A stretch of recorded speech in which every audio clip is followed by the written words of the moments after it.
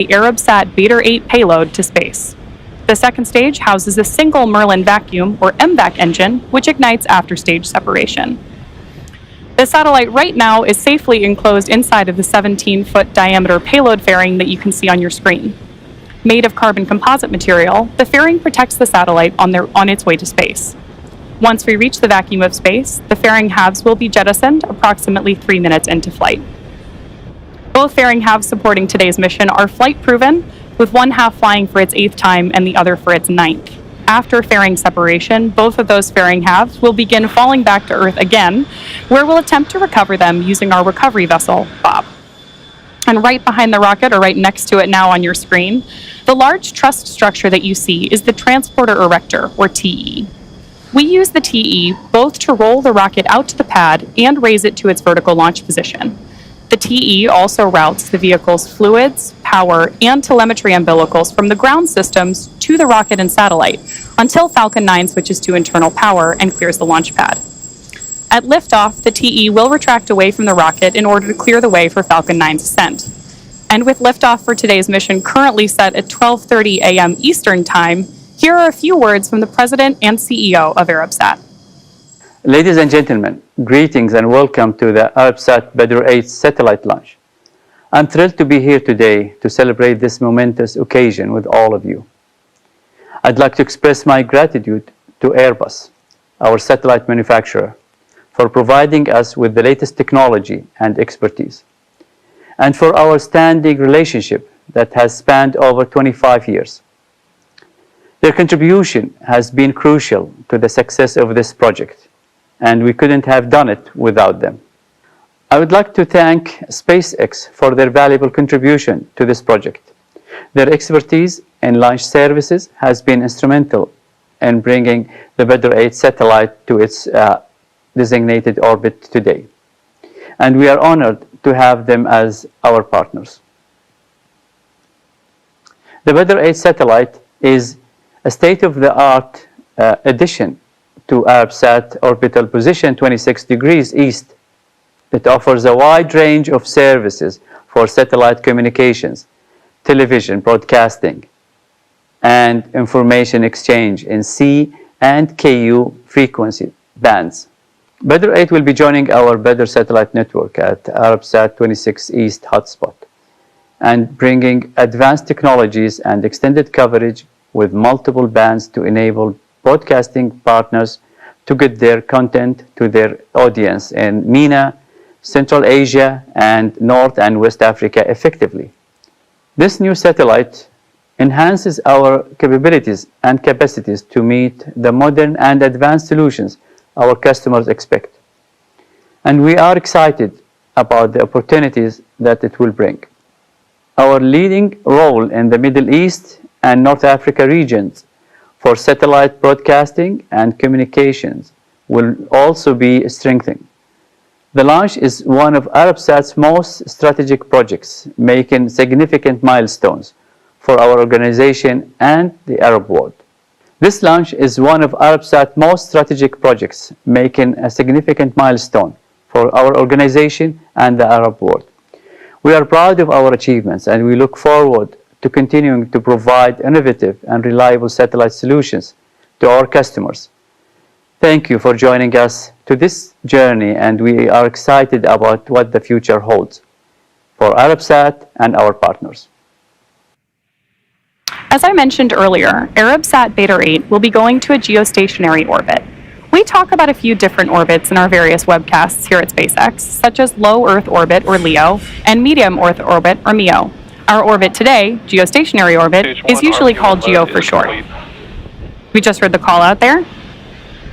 The names for those orbits typically dictate how far into space they're going from Earth.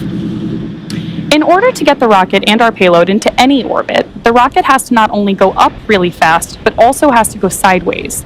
As we ascend, we tilt the engines. The technical term for that is called gimbaling, and that turns the rocket horizontally. Now we're still going up, but we are also heading horizontally away from the launch pad in what we call a gravity turn. The rocket typically needs to go about 17,500 miles per hour horizontally in order to avoid being pulled back down to Earth and reach orbit. To help demonstrate this concept, Imagine firing a cannon from a really high mountain. The cannonball will arc, and then gravity will pull it down to Earth. As you increase the power, the cannonball will arc and land further and further away. Eventually, if you could continue to increase the power, the cannonball would be going so fast that it would end up in free fall around the Earth. Gravity is still pulling down on the cannonball, but it's going so fast that it never hits the ground. This arc, which constantly misses the Earth, is called an orbit. Falcon 9 effectively does the same thing as the cannon in this example. It provides enough power and horizontal velocity to the satellite on board the second stage that the spacecraft is placed in orbit around the Earth. You'll be able to see this tonight by watching the orientation of Falcon 9 right after liftoff. Be sure to keep an eye out in just a few minutes.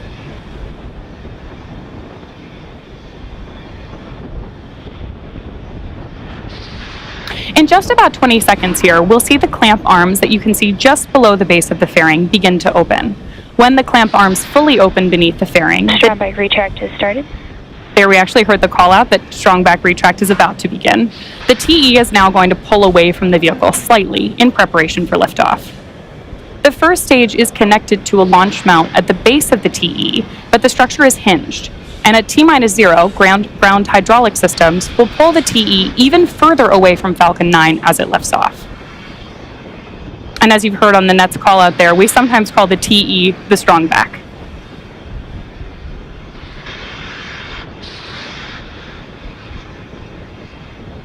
And there on your screen now, you can see that the clamp arms have fully opened. At this point in the countdown, both the first and second stages are nearly fully loaded with 1 million pounds of kerosene fuel and liquid oxygen. The stages should finish loading propellant about a minute apart from each other. The first stage will finish up at about T-3 minutes, and the second stage at T-2. You can also see those white clouds drifting away from the side of the vehicle right now. Those are actually vented chilled gas from above the LOX tank liquid surface that we vent overboard to maintain pressure in the tank as needed. When that gas comes out into the warm Florida air, it condenses into actual clouds.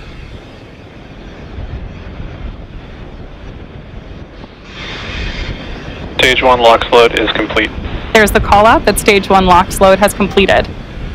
At T-60 seconds, Falcon 9 will be in startup. This means that the rocket's autonomous internal flight computers have taken over the launch countdown.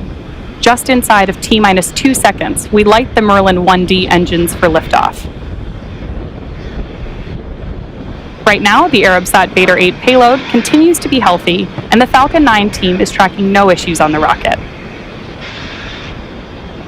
With just about 2.5 minutes before liftoff, weather continues to be a watch item, but we're moving forward to see if we can find some clear weather for our T0 of 12:30 a.m. Eastern. The range is ready to support today's launch. But if for some reason we're not able to launch today, we do have a backup opportunity tomorrow around the same time.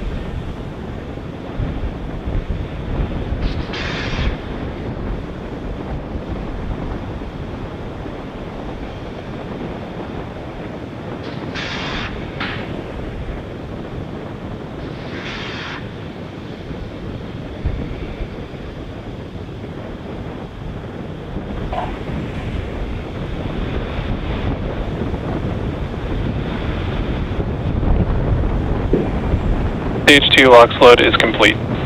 That call out over the nets means that the vehicle is now fully loaded with liquid oxygen.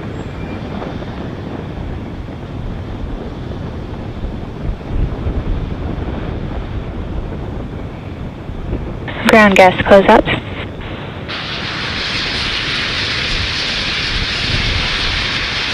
Again, that white cloud you see venting from the side of Falcon 9 is totally normal. Really lovely nighttime shot there too.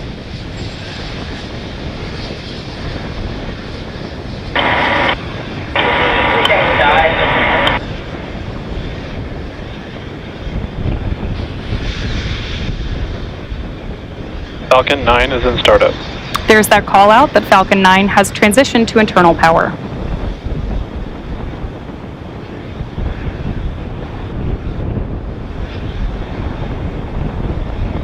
Go for launch. We love to hear that call out. With that, the LD has announced that we have our final go for launch. So at T-37 seconds, all systems are go for the launch of Falcon 9 and Arabsat Beta 8. T minus 30 seconds.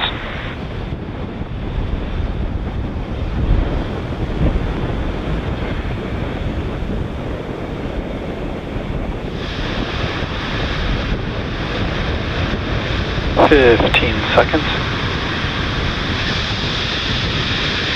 T minus 10, 9, 8, 7, 6, 5, 4, 3, 2, 1. Ignition. And liftoff. Go Falcon, go AirSat.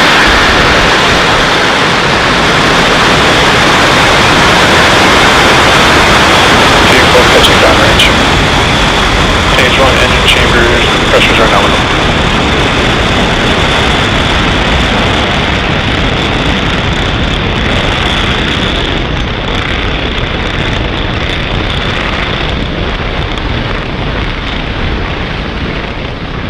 Moving through the clouds there, Falcon 9 has successfully lifted off from pad 40.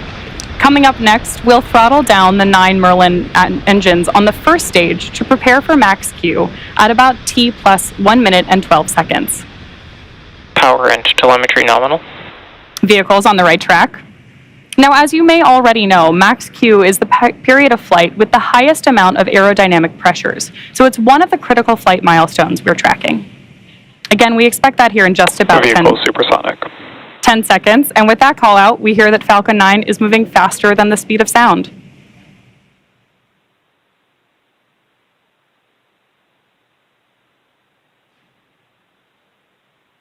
Max Q. With that call out, we now have 3 events coming up in quick succession, so I'm going to talk through all of them right now. We'll start with MECO, followed by stage SEP, and then SES1. Main engine cutoff, or MECO, is where all 9 M1D engines shut down on the first stage to slow the vehicle down in preparation for the next event, has started. which is stage separation, or stage SEP for short. That's where the first stage separates from the second. Right after stage SEP, the first stage will start its journey back to Earth for landing on our drone ship. Just read the instructions. During that time, stage 2 will continue on its journey to space with the third event in this sequence, Second Engine Start 1, or SES1. This is where the MVAC engine lights up and propels the second stage along with the Arabsat payload to orbit. Right after these 3 major events, the fairing halves will separate less than a minute after SES1, so keep an eye out for that too. And again, all of these events are going to start here in just about 10 seconds.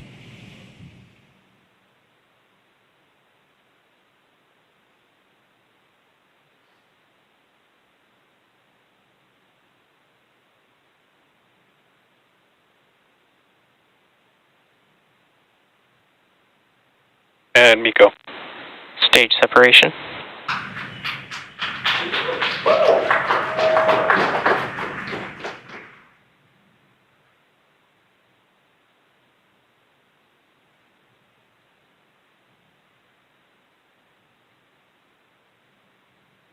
With that, we have confirmation of main engine cutoff, stage separation, and you can see there on the right-hand side of your screen, Second Engine Start 1. While the first stage burn is in progress, we are expecting second stage burn is in progress, we are expecting fairing deployment as well.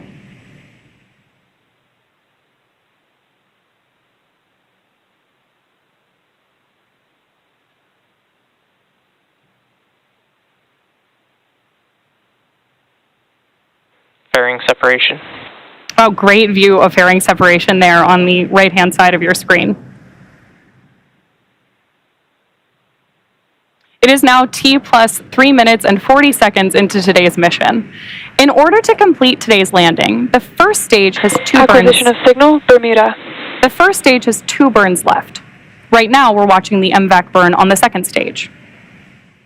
Next up, the first stage will perform its entry burn, where 3 of the Merlin 1D engines will reignite. This helps to slow the Falcon 9 first stage down as it re-enters the upper part of the Earth's atmosphere. That entry burn should start just about 2 minutes and 15 seconds from now and will last about 20 seconds.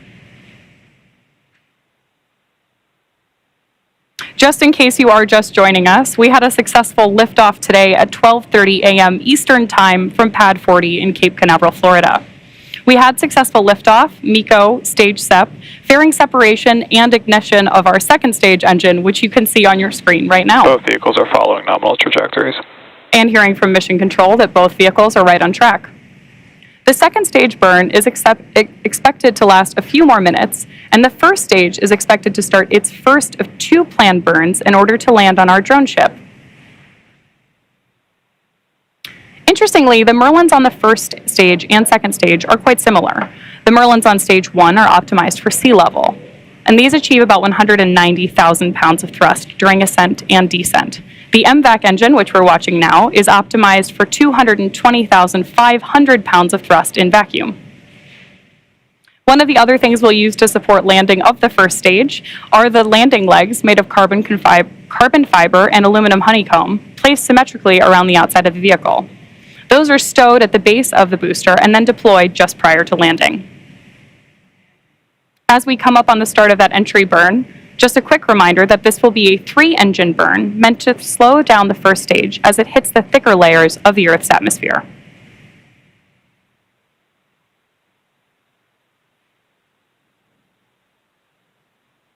And even though we are preparing for that stage 1 entry burn, we are still getting these great views from space of our second stage MVAC engine.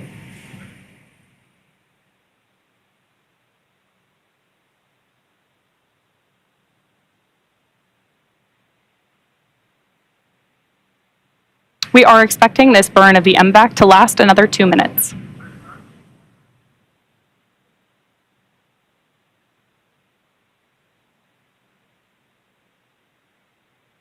Starting to get some views from the first stage on the left-hand side of your screen now, and you can continue watching the telemetry in the lower corner.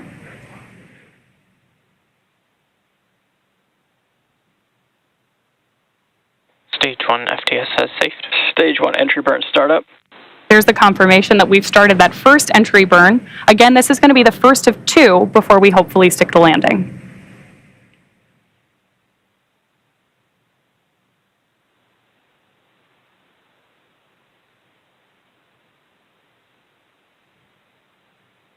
Stage 1 entry burn shutdown. There's confirmation that we've completed the stage 1 entry burn. Meanwhile, stage 2 continues on its trip to space. Both vehicles continue to follow nominal trajectories. With confirmation of entry burn shutdown, we have 1 more burn before the first stage attempts to land on our drone ship, and that's landing burn. During the first stage landing burn, a single Merlin engine will relight and slow the vehicle down for its 14th landing attempt on our drone ship. Just read the instructions. Expected loss of signal, Cape. Stage 2 is the terminal guidance.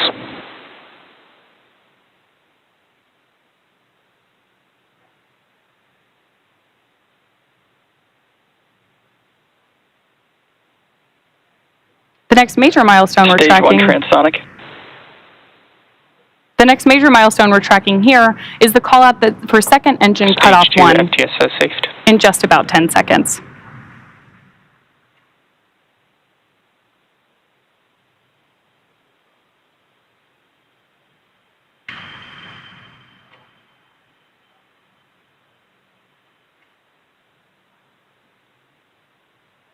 Eco 1.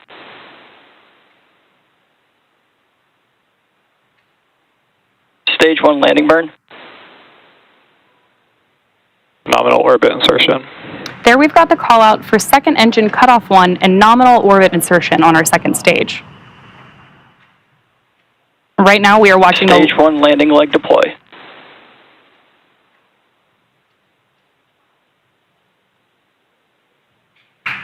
Stage 1 landing confirmed. There you just saw a successful 14th landing for this particular booster, which also marks our 195th overall successful recovery of an orbital class rocket, including both Falcon 9 and Heavy first stages. With confirmation of successful second engine cutoff and first stage landing, we're going to be in a coast phase until just before the second relight of our MVAC engine on the second stage, which will be followed by payload deployment. So sit tight, and we'll see you back here around the T plus 28-minute mark.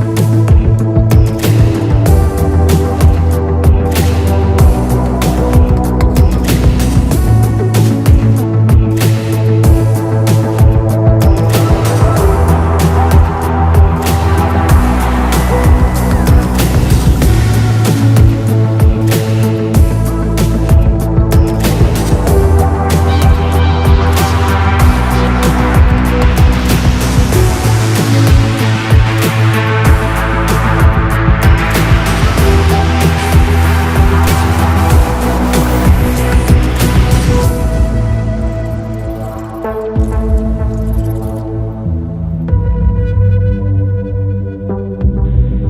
loss of signal, Bermuda.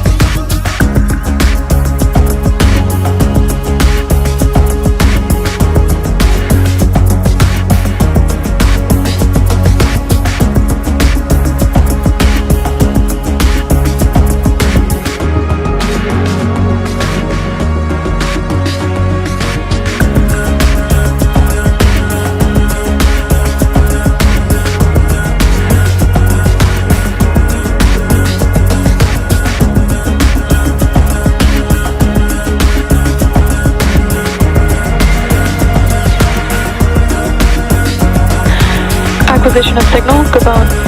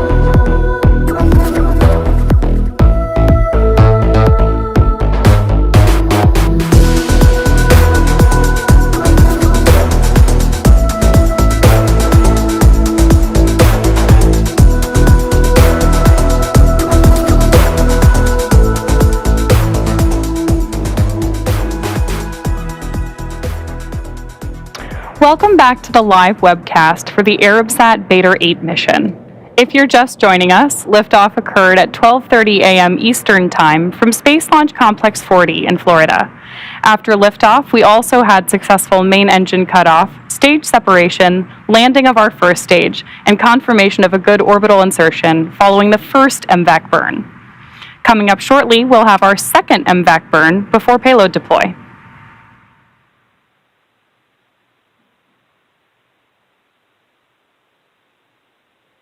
MVAC ignition.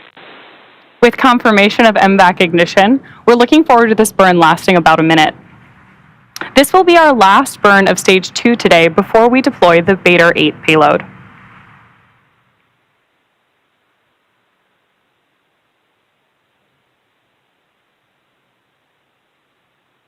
You can continue watching the telemetry for Stage 2 in the bottom corner of your screen.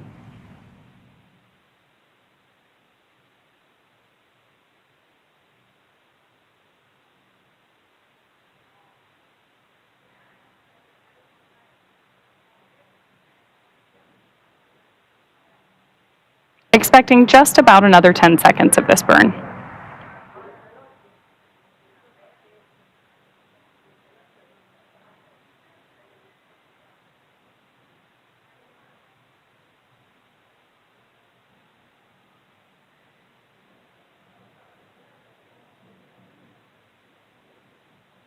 TECO 2. There we have confirmation of MVAC shutdown. Nominal orbit insertion. And with that confirmation of a successful second engine burn, we'll join you live to cover payload deployment in about 5 minutes. We'll see you in a few.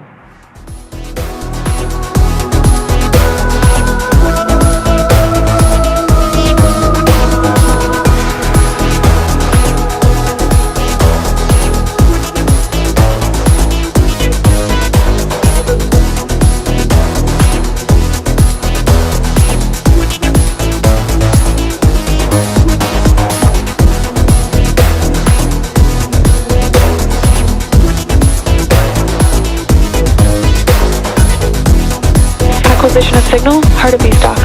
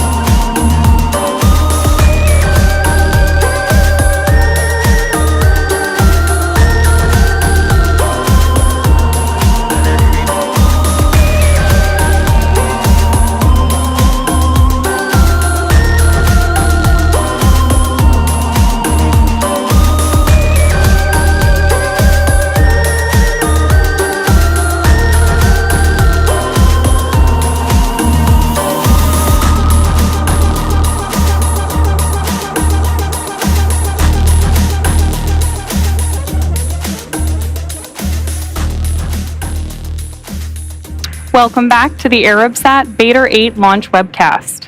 We've had a successful mission so far, with liftoff at 12:30 a.m. Eastern, the successful landing of our first stage, and 2 relights and shutdowns of our second stage engine. Now we're coming up on our last major milestone, which is payload deployment, and that should happen here in just about 20 seconds. Our customer today, Arabsat, is a satellite operator and leading satellite services provider. The payload on board our second stage today, Beta 8, will provide connectivity over Europe, the Middle East, Africa, and Central Asia.